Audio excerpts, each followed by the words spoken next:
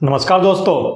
बिहार में इलेक्शन के गहमा गहमे के बीच मैं एक और वीडियो आपके सामने लेकर हाजिर हूं। जैसा कि मैंने अपने लास्ट वीडियो में कहा था कि मैं अपना नेक्स्ट वीडियो बिहार के इलेक्शन के रिलेटेड नवादा डिस्ट्रिक्ट में जो 5 विधानसभा क्षेत्र है उसके बारे में बनाने वाला हूं। पर नवादा डिस्ट्रिक्ट के 5 विधानसभा क्षेत्र के बारे में कुछ भी कहने से पहले मैं पूरे बिहार के राजनीति और सामाजिक मुद्दे पे रोशनी डालने की कोशिश करता हूं। दोस्तों, आपने भी कभी नोटिस किए होंगे कि बिहार में जब भी कभी कोई भी इलेक्शन हो, चाहे वो लोकसभा हो या विधानसभा हो, जो वहाँ की मूलभूत मुद्दे हैं, जो वहाँ की लोकल मुद्दे हैं, वो इलेक्शन से पूरी तरह से गायब होते हैं। तो आखिर क्या वजह है कि बिहार में इतने सारे ठोस मुद्दे होने के बावजूद जिन पे काम होना अति आवश्यक है, जैसे education, health, unemployment, migration, electricity, connectivity आदि मुद्दे पे काम होना अति आवश्यक है, पर इनके बजाय जो पूरे भारत के मुद्दे हैं उन्हीं को आधार बनाकर वहाँ पे राजनीति किया जाता है और फिर पॉलिटिकल एक कैंपेन तैयार किया जाता है।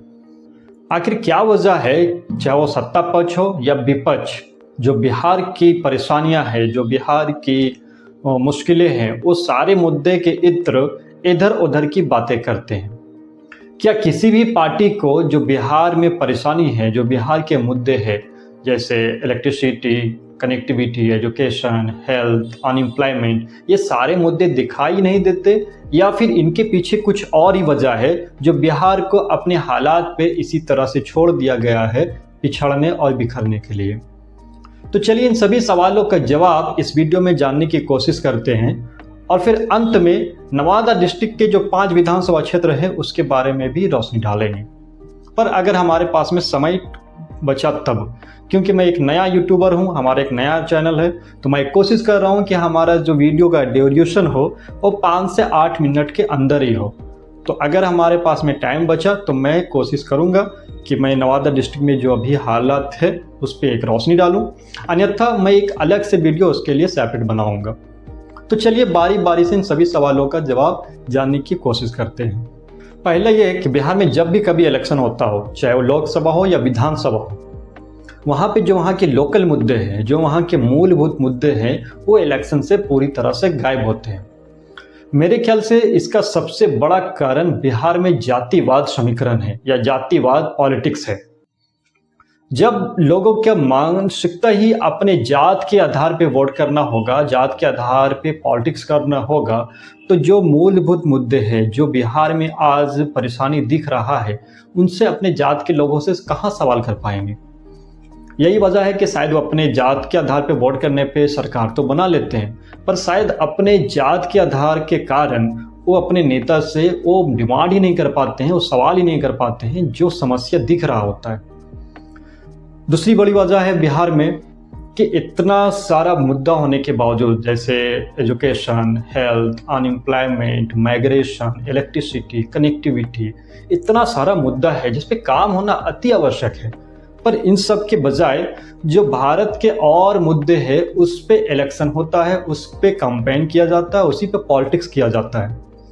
तो इस पे भी जो राजनीति, जो वहाँ के लोकल है, उनको भी शायद ये पता नहीं है कि ये सारे जो मुद्दे हैं इसका रिजोल्यूशन कैसे होगा, इस पे काम किया कैसे जाएगा।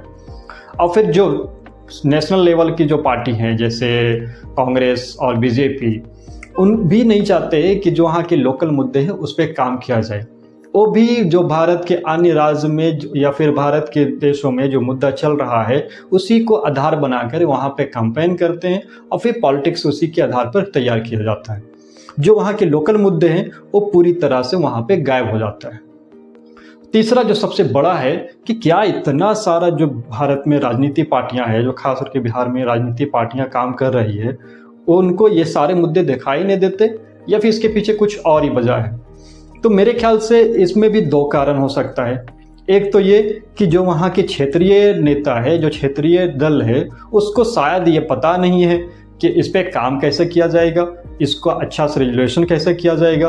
क्योंकि मैं देख रहा हूँ कि बिहार के जो अक्सरियत नेता है वो तकरीबन मुझे लगता नहीं है कि बहुत ज़्यादा एजुकेटेड है, वो बहुत ज़्यादा पढ़े लिखे हैं। तो जब उनके पास में ये जो सारी समस्याएं हैं उसको हल करने का कोई रेजुलेशन ही नहीं होगा, कोई उनके पास में ठोस इन्फॉर्मेशन ही नहीं होगा, तो शायद वो इस तरह के मुद्दे पे सवाल ही नहीं कर पाएंगे या इस तरह के मुद्दे पे कोई बात ही नहीं कर पाएंगे। वो भी जो है जात और अपनी कास्ट की राजनीति करके आप अपना सत्ता में आना चाहेंगे। मैं देख रहा हूँ कि बिहार में भी बहुत सारा दल, बहुत सारे जो क्षेत्रीय नेता है वो एक्टिव है। इन सब मुद्दे से इतर वो जात और कास्ट और यही सब की बात कर रहे हैं। तो ये लोगों को पता होना चाहिए कि हम जो वोट कर रहे हैं वो किस आधार पे कर रहे हैं, ताकि आपके आने वाले बच्चे का जो आपके फ्यूचर है उसको अपने बच्चे के लिए आप कुछ बना करके दे, कुछ अच्छा करके दे। तो मुझे लगता है कि बिहार में जो भी अभी इलेक्शन का समय है और जो भी इलेक्शन का प्रिपरेशन कर रहा है और जो पब्लिक है वहाँ को, तो उनको ये 5, 6, 7 मुद्दे जो बहुत इम्पॉर्टेंट है उसी का आधार बना करके वहाँ पे वोट करना चाहिए। अन्यथा 40 साल 50 साल में जिस तरह से बिहार पिछड़ रहा है, मेरे ख्याल से अगर लोगों का मानसिकता नहीं चेंज हुआ तो आने वाले 50 साल और इसी तरह से पिछड़ते हुए रहेंगे। क्योंकि देखिए, एक तो होता है बिहार की चेंज करने की मानसिकता और दूसरा है कि नहीं, हम मुझे सिर्फ और सिर्फ अपने कास्ट लेवल पे पॉलिटिक्स करना। तो होता क्या है कि जब आपका मानसिकता डेवलपमेंट का नहीं, बिल्कुल आपका मानसिकता जातीय के आधार पर होता है, तो आप अपने लोगों से सवाल नहीं कर पाते हैं। फिर आपको ये भी नहीं दिखता है कि वो नेता करप्शन वाले हैं, वो नेता के ऊपर कोई केस है, वो नेता के ऊपर रेप केस है, बलात्कारी है, वो घोटालेबाज है, वो गुंडा है। इन सब चीज़ नहीं दिखता है। आपको ये दिखता है कि क्या वो मेरे कास्ट का नेता है या नहीं है। जबकि एक नेता हो सकता है कि अच्छा छवि का हो, अच्छा एजुकेशन वाला हो, बहुत अच्छा मानसिकता वाले हो, पर आपके कास्ट का अगर नहीं है तो शायद आप उसको वोट नहीं करते, तो बेचारा हार जाता है। और फिर जो जीत जाता है तो उनको यही लगता है कि भाई मैं इस मुद्दे पे जीता हूँ, तो जो 5 साल वो सत्ता में रहता है उसी मुद्दे के आधार पे फिर सत्ता भी करता है और फिर उसी राजनीति भी करता है और फिर नेक्स्ट आने वाले 5 साल उसी को आधार बना करके फिर वो राजनीति करता है। तो लोगों का मानसिकता चेंज जब तक नहीं होगा बिहार में, ये 40, 50, 100 साल तक भी ऐसे चलता रहेगा, बिहार में बिल्कुल चेंज नहीं होने वाला है। तो खैर, हमारा सफ़र यहाँ तक ही। मैं सोचा था कि अपनी इस वीडियो में नवादा डिस्ट्रिक्ट के बारे में बनाने की कोशिश करूँगा, पर मुझे लग रहा है कि मेरा वीडियो थोड़ा लंबा हो गया, तो मैं नेक्स्ट वीडियो सेपरेट बनाऊंगा। नवादा डिस्ट्रिक्ट में जो 5 विधानसभा क्षेत्र है उस पर विश्लेषण करेंगे कि आखिर क्या चल रहा है।